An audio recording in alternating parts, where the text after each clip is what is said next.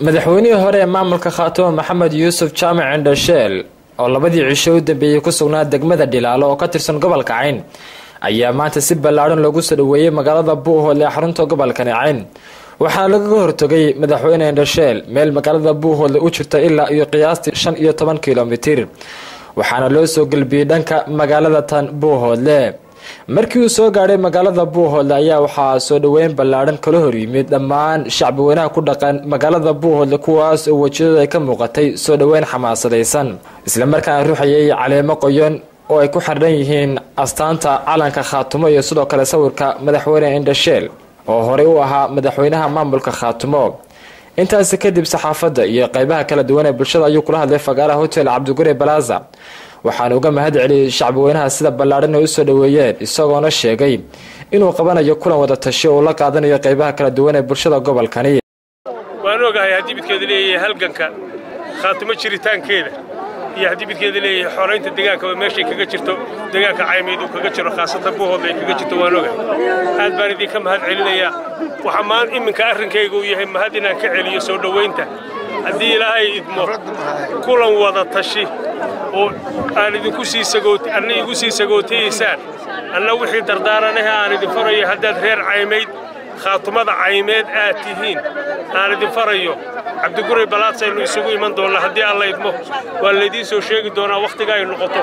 kaasaynu wixii maxay ahayd mucda isku dhaafsan doonaa waxaan se mar labaad iyo mar saddexaad bay idinka mahad celinayaa soo dhaweynta wanaagsan wassalaamu calaykum waraxmatullaahi wabarakaatuh sidoo kale bulshaweyntii soo dhaweynaysay madaxweyne Indhasheel isugu jiray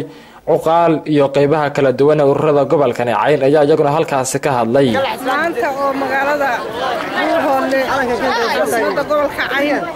ay isugu soo baxday ilaa wadada Cariga fi Buuhoodle inta dhaxaysa aan ku soo dhaweynay madaxweynihii hore Maxamed Yuusuf Indhasheel oo aan xasuus weyn ku reebi doona raadkiisa maamulka Khaatumo ama reer Khaatumo meel ay joogaanba madaxweynaha hore oo loo og yahay ciyaarihii uu soo qabtay uu qaystay ilaa uga hortagay soo dhaweeyaba aad weyn ugu reebaya waxaanu leenahay soo dhawow mudane dhammaan reer Khaatumo waxay leeyihiin hambalyo sida gobonnimada leh ee sharafta leh ee geesinimada leh oo uu maamulkiisa u soo waday iyo sida quruxda badan markii dambe ee doorashadii laga helay wajiga furan ee qalbiga furan ee rabitaanka leh oo u wareejiyay haddana uu diyaar u yahay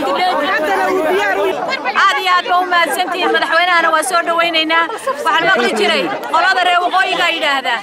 qofkaasi kaadidiisu u soo cabay ninkani kaadidiisu u soo cabay waa ninkii quraacdan idinla fadhiyay ee dagaalka idinkula jiray maantana maxay ahayd 3 sano waxaad ogeydeen soo maray waxaan u maleynayaa taariikhda qori doonta ilaahayna abaalkiisa wuu ka helayaa Khaatumana meeshii iminkana kama hadhin Khaatumo wali shaqadeedii buu wadaa waxaan soo dhaweynaynaa oo salaamaynaa shacabka Buuhoodle ka Khaatumo meel kasta ha jooge waxaan soo dhaweynaynaa oo aan xafladda ku soo dhaweynaynaa waynu soognahay waana isnaqaan fula abaar ma maro ninka fula leeyahay abaar ma maro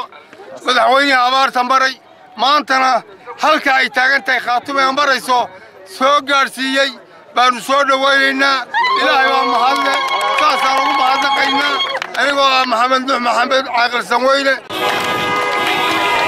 si kastaba ha ahaatee tani waxay ahayd soo dhaweyntii ugu ballaadhnayd ee abid loo sameeyo Cornel Indhasheel iyadoo dhammaan qaybaha kala duwan ee bulshada ay ka muuqatay dareen xamaasadaysan isla markaana ay ka qaybgalayeen soo dhaweyntaasi Mahad Maxamed Axmed Kilwe telefishinka caalamiga ee Kalson TV Buuhoodle